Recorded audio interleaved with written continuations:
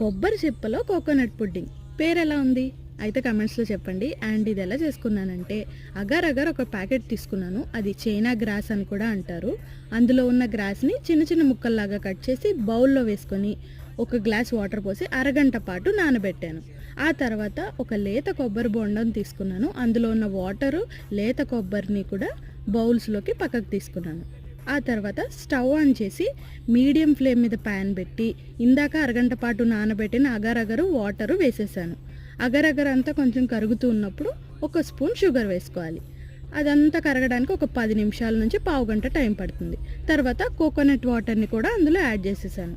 ఇంకొక 5 మినిట్స్ అట్లానే ఉంచి ఆ తర్వాత స్టవ్ ఆఫ్ చేసేసుకోండి.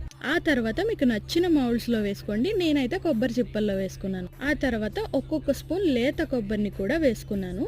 గంట సేపు రూమ్ టెంపరేచర్లో వదిలేస్తే పుడ్డింగ్ అనేది రెడీ అయిపోతుంది.